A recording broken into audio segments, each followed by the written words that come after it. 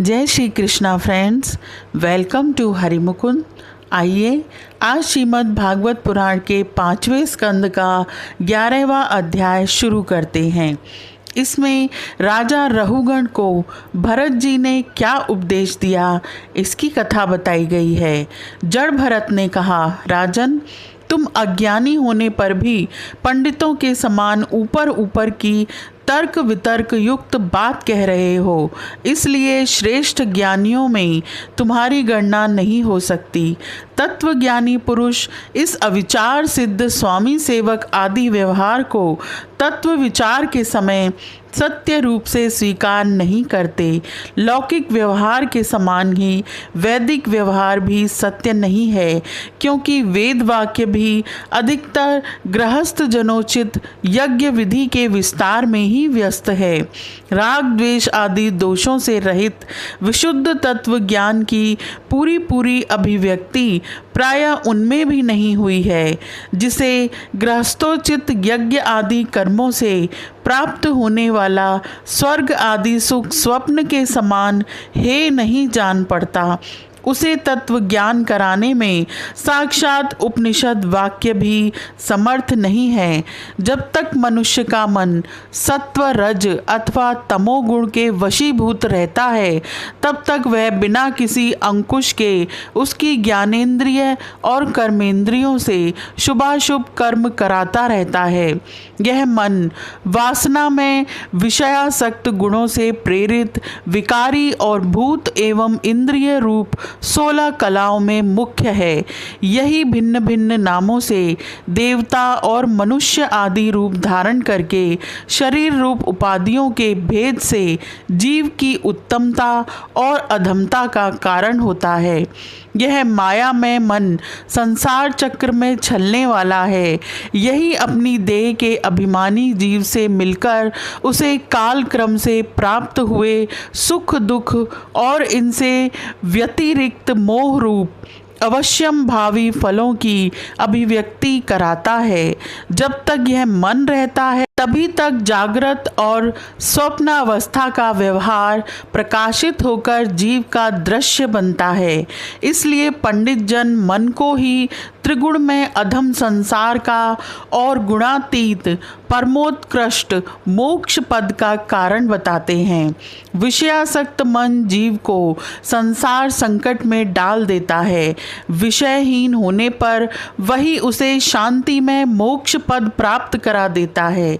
जिस प्रकार घी से भीगी हुई बत्ती को खाने वाले दीपक से तो धुएं वाली शिखा निकलती रहती है, और जब घी समाप्त हो जाता है तब वह अपने कारण अग्नि तत्व में लीन हो जाता है।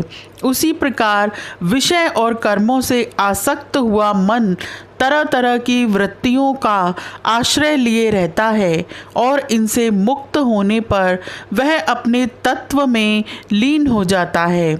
वीरवर, 5 कर्मेंद्रियां, 5 ज्ञानेंद्रियां और 1 अहंकार, ये 11 मन की वृत्तियां हैं तथा 5 प्रकार के कर्म, 5 तन्मात्र और 1 शरीर, ये 11 उनके आधारभूत विषय कहे जाते हैं।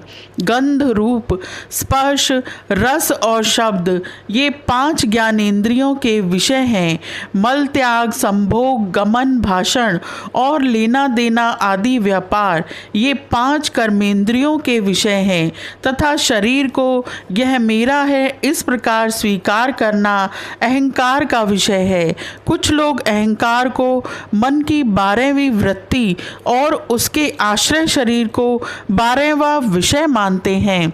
ये मन की 11 वृत्तियां द्रव्य, विषय, स्वभाव, आशय, कर्म और काल के द्वारा सैकड़ों, हजारों और करोड़ों भेदों में परिणत हो जाती हैं, किंतु इनकी सत्ता क्षेत्रज्ञ आत्मा की सत्ता से ही है, स्वतः या परस्पर मिलकर नहीं है।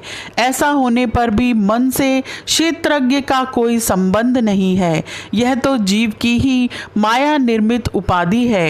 यह प्रायः संसार बंधन में डालने वाले अविशुद्ध कर्मों में ही प्रवृत्त रहता है।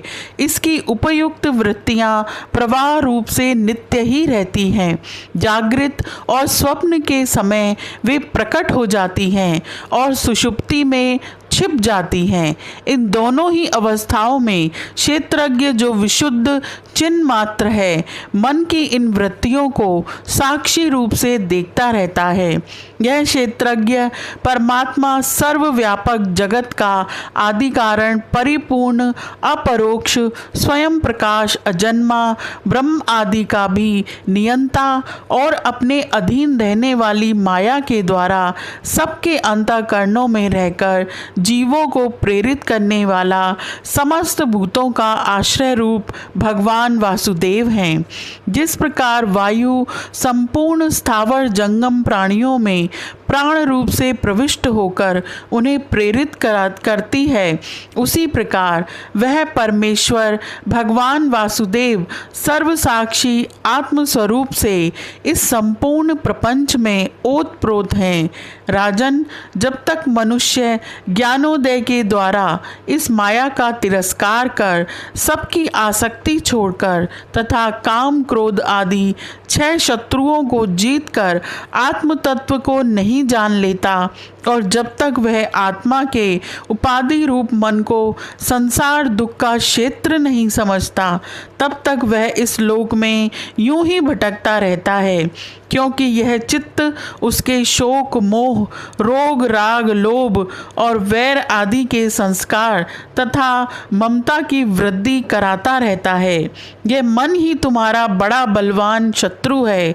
तुम्हारी उपेक्षा करने से इसकी शक्ति और भी बढ़ गई है। यह यद्यपि स्वयं तो सर्वथा मिथ्या है, तथापि इसने तुम्हारे आत्मस्वरूप को आच्छादित कर रखा है। इसलिए तुम सावधान होकर श्री गुरु और हरि के चरणों की उपासना के अस्त्र से इसे मार डालो। यह अध्याय यहीं समाप्त होता है। आज के लिए इतना ही। Please like, share and subscribe my channel. Thank you.